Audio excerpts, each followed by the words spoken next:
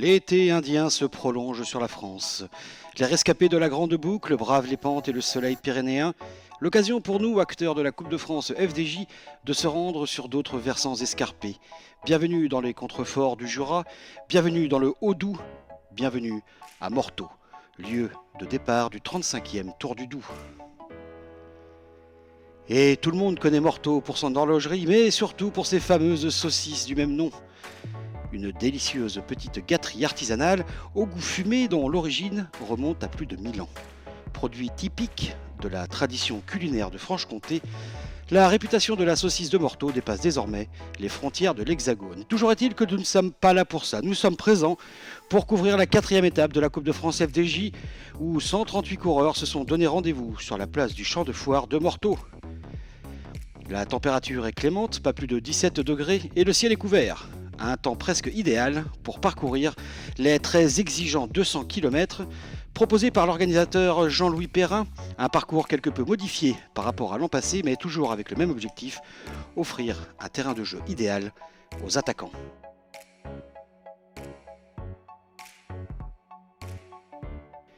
Et s'il est un homme qui connaît bien la région, c'est le directeur sportif de l'équipe B&B Hôtel Vital Concept, Gilles Pochard, qui nous détaille le parcours et nous fixe les ambitions de son équipe.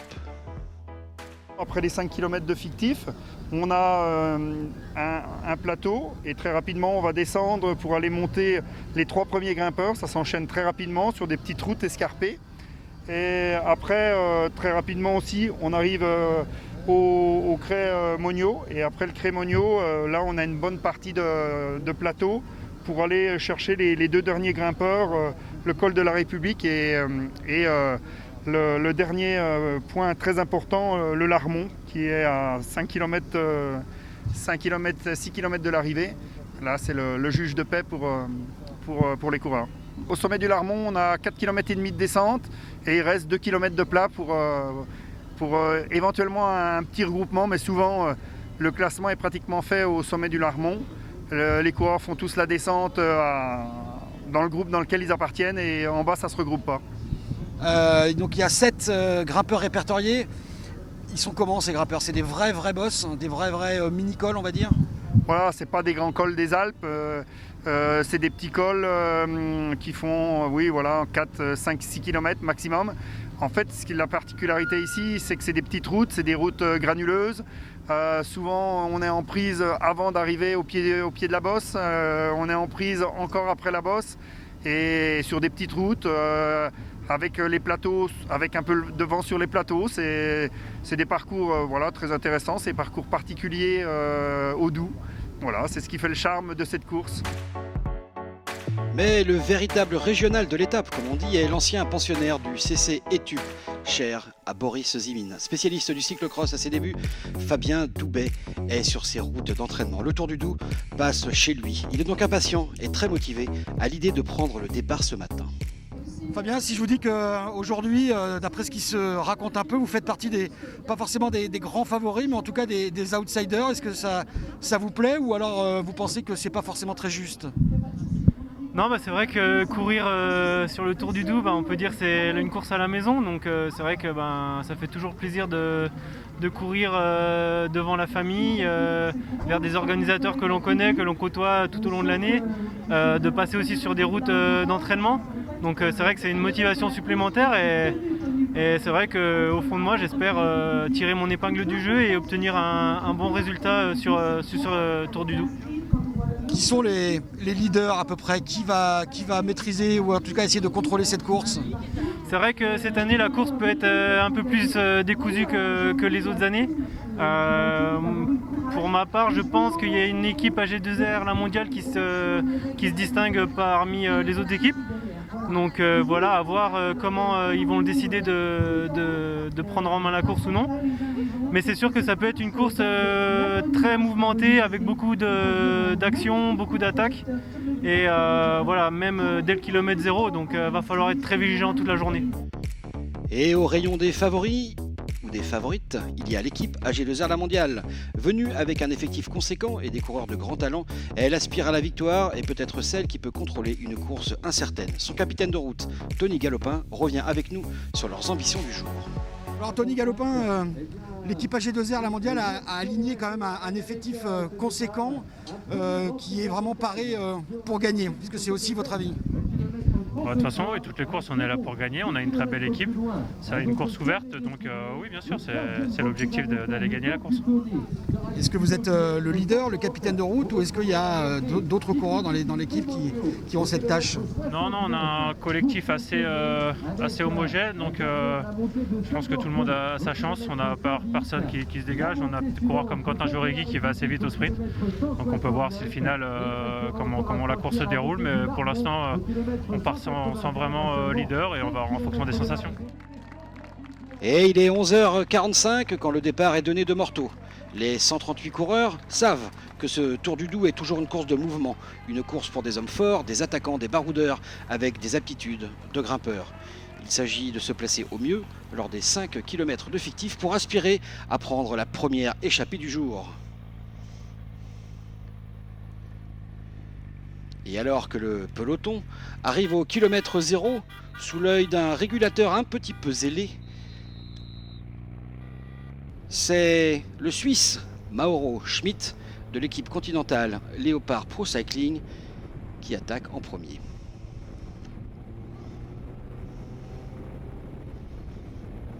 Cette attaque sera infructueuse, mais au moins elle a le mérite d'être la première.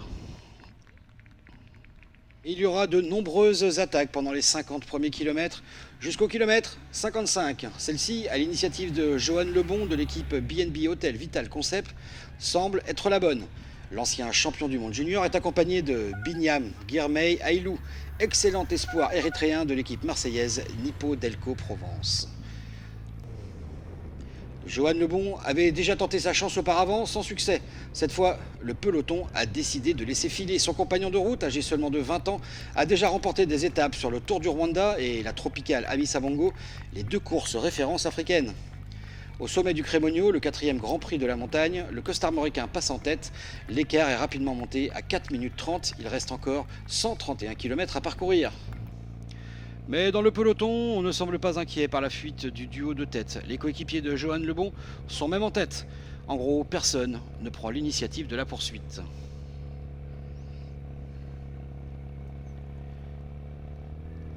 Et bien devant, le Breton et l'Érythréen s'entendent à merveille. Chacun des deux prend ses relais. Une aubaine pour l'équipe Nippo Delco Provence qui se montre avec Ailou, mais qui avait d'autres cartes à jouer. Comme nous l'avait dit son toujours sympathique coéquipier Luca De Rossi ce matin au départ. On sait tous qu'ici c'est une course tout le temps vallonnée, tout le temps dure et souvent ça peut sortir de loin. Et sinon il peut y avoir aussi des échappées avec des belles équipes représentées. Le but c'est d'être présent s'il y a des belles équipes présentes à l'avant. Et quelles sont vos cartes dans cette équipe ? On a Binyam et pour le sprint selon s'il y a un groupe qui arrive de 30-40. Après on a Rémi Rocha et après toute l'équipe dans la course de mouvement si ça sort durant le début de course ou au milieu de course, toujours être vigilant. Et à 100 km de l'arrivée, l'écart est de 6 minutes 40. Ce sera l'écart maximal des deux hommes de tête. Car derrière, le peloton a décidé de prendre les choses en main. Sans que cela ne devienne inquiétant, l'écart commence à prendre une proportion trop importante pour les grands leaders.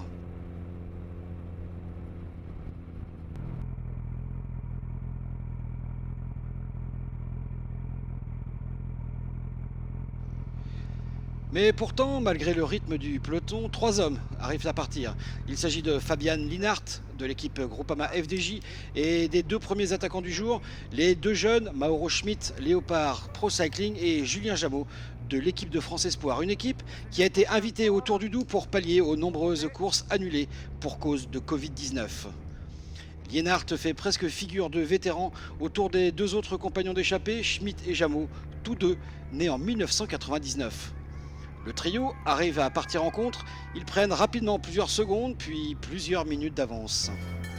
Et alors que Johan Lebon passe tous les monts répertoriés au Grand Prix de la Montagne en tête, un 4e coureur arrive à rejoindre les contre-attaquants. Il s'agit du Suisse Matthias Reutemann de l'équipe Swiss Racing Academy. Il reste 85 km à parcourir et la nouvelle situation de course est la suivante. Nous avons Lebon et Ailou en tête, 1 minute 40 derrière le groupe des 4, puis le peloton à 2 minutes 50. Et dans la localité de Cette-Fontaine, à 75 km de l'arrivée, les 4 contre-attaquants rejoignent les 2 primo-fuyards, Lebon et Ailou. 6 coureurs sont désormais à l'avant de la course, mais le peloton veille et les choses sérieuses vont commencer.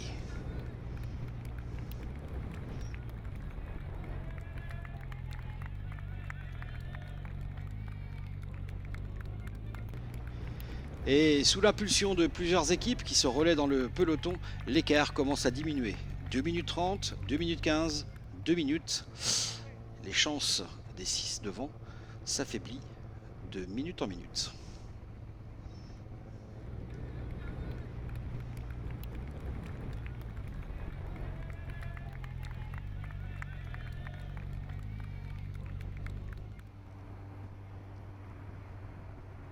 Mais pourtant, cette échappée ne se laisse pas faire. Sous l'impulsion du capitaine Lebon, les jeunes font bonne figure, notamment le courageux normand Julien Jameau qui court sa toute première course avec des pros avec l'équipe de France Espoir.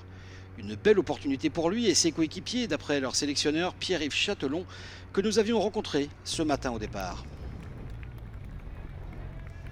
Tout a été annulé, toutes les épreuves pour les jeunes. C'est d'ailleurs quasiment notre première sortie ici sur le Tour du Doubs. Il y a eu juste une sélection avant ça au championnat d'Europe à Plouay fin août. C'est la première et quasiment la dernière, enfin c'est pas quasiment, c'est la dernière sortie en compétition aussi.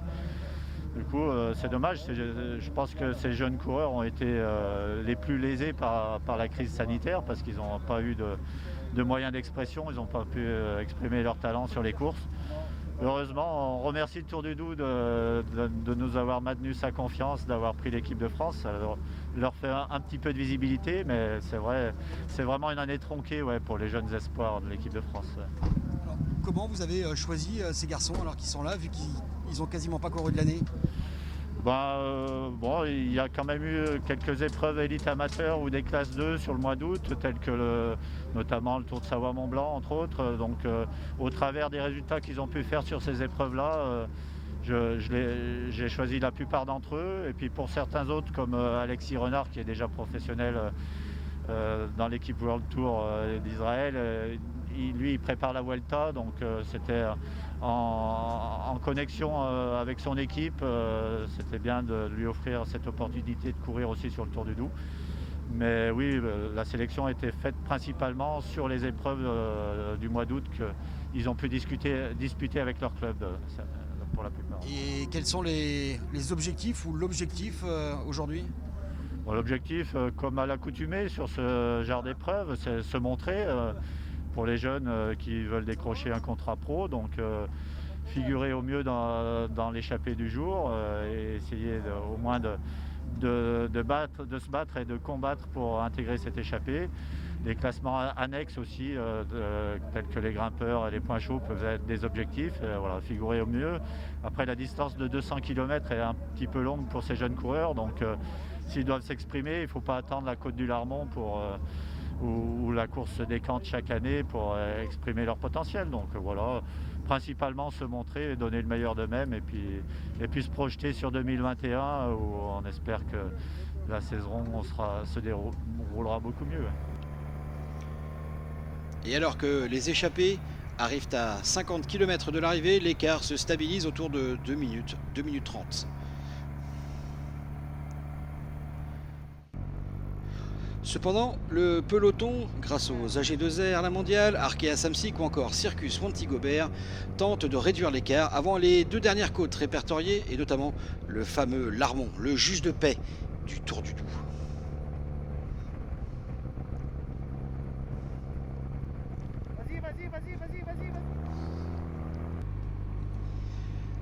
Et avant le Larmont, il y a l'exigeant col de la République. Les 6 hommes de tête commencent à sentir les effets de leur longue journée. Et si Johan Lebon passe à nouveau en tête et assure son passage sur le podium en tant que meilleur grimpeur, l'écart diminue irrémédiablement.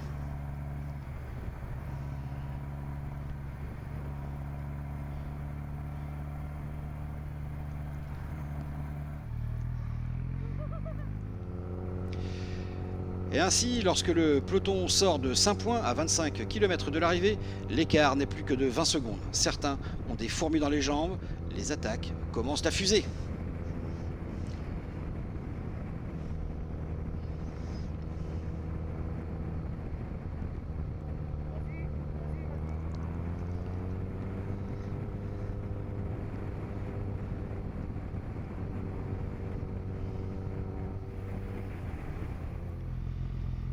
Il reste 20 km, les échappés sont repris, le peloton restera groupé et maintenant, place au Larmont.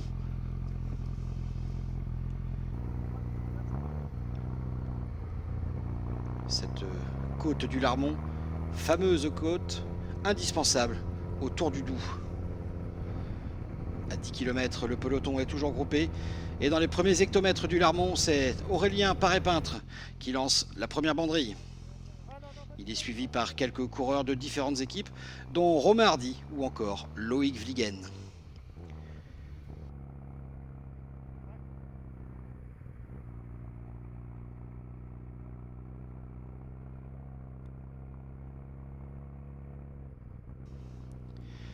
Et au sommet du Larmont, il reste encore 5 km de descente. Et c'est Loïc Vliegen, l'homme en forme de l'équipe Circus Wanty-Gobert, qui vire en tête. Il est seul dans la descente et un peloton d'une trentaine d'unités est à ses trousses.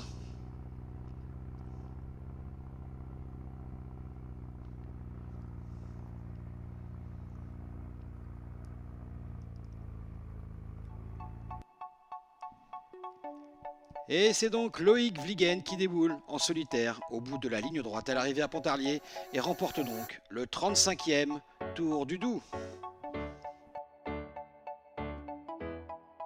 Et c'est évidemment une énorme joie pour le Liégeois qui a eu le bonheur d'apprendre cette semaine qu'il était d'ores et déjà sélectionné dans l'équipe de Belgique pour les prochains mondiaux au circuit d'Imola. Et juste derrière lui, ils sont 3 à se disputer les places d'honneur. Et c'est l'incroyable Binyam Girmay Aylou qui prend la 2e place devant un Aurélien Paré-Peintre, forcément très déçu. Cette victoire de Vliegen est donc de bon augure pour lui. À quelques semaines de Liège-Bastogne-Liège, son objectif numéro 1 de la saison.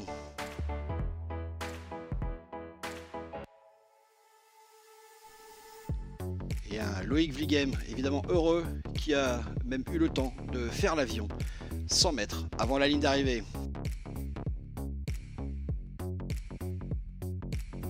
Au classement de ce Tour du Doubs, nous avons donc Vliegen, premier, 14 secondes derrière le trio. Vient ensuite Alexander Krieger à 22 secondes. Et au classement général de la Coupe de France, eh bien, Vliegen reprend aussi 50 points. Joseph Tcherny est toujours en tête, mais ils sont 3 désormais juste derrière pour se disputer la Coupe de France. Hier, j'ai pu faire une reconnaissance de la course, je pense que c'était fort important. Et j'avais bien vu que la dernière côte n'était pas très dure et qu'il fallait vraiment attendre le sommet. Et c'est ce que j'ai fait, j'ai bien suivi, je suis resté calme. J'ai attaqué à 300-400 mètres du sommet, je ne me suis pas retourné. Au-dessus, j'avais une petite avance et forcément, j'ai dû prendre des risques dans la descente. Et voilà, j'ai gardé mon avance en bas. Donc, vous êtes un excellent descendeur, visiblement. Oui, je peux bien descendre, surtout quand j'ai ma propre trajectoire comme ça. Donc ouais, j'étais confiant pour la descente et forcément j'ai dû prendre des risques. Mais quand on veut gagner, il faut en prendre et voilà, ça réussit. C'est un grand bonheur d'arriver tout seul. Ouais, c'est toujours quelque chose de spécial d'arriver seul, où on a le temps de savourer. Et voilà, ça faisait quelques semaines que je tournais un peu autour et j'ai pas forcément eu les résultats à la clé de mes performances les dernières semaines parce que je me sentais vraiment très bien et ça fait du bien de mettre au fond du goal, comme on dit.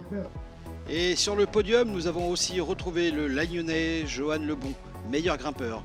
Et après quelques petits pépins, le Breton tente de retrouver la forme en s'amusant. Mon début de deuxième partie de saison n'a pas été très bon, avec une chute au championnat de France. Ça fait 2 semaines que je n'ai pas couru, donc envie de faire des efforts, envie de courir. Et puis bon, je prends les courses au jour le jour, comme elles viennent. Et puis là, je voulais faire des efforts, je voulais m'amuser un peu. Est-ce qu'il y avait quand même quelque chose derrière la tête avant la course, sachant qu'on savait que ça allait être une course de mouvement de toute façon? Ouais, c'est une course qui est habituellement assez de mouvement. L'échappée peut aller loin. En général, c'est des gros groupes qui sortent.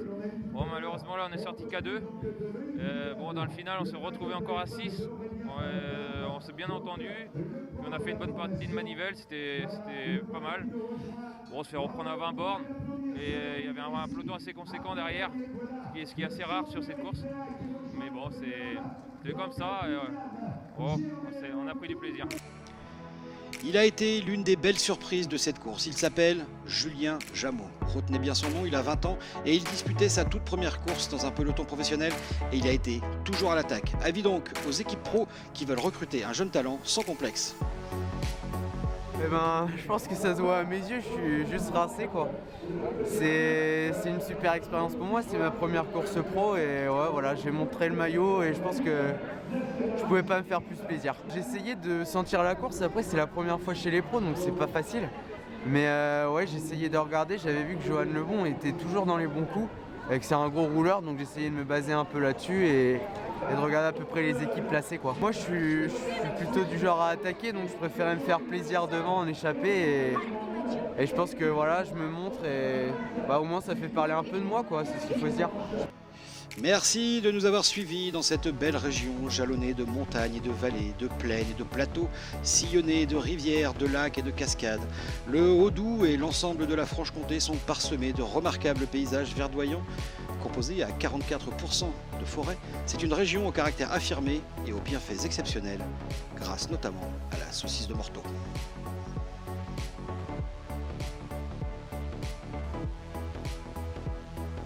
Rendez-vous le 20 septembre prochain pour le Grand Prix d'Isbergues-Pas-de-Calais pour la 5e épreuve de la Coupe de France FDJ.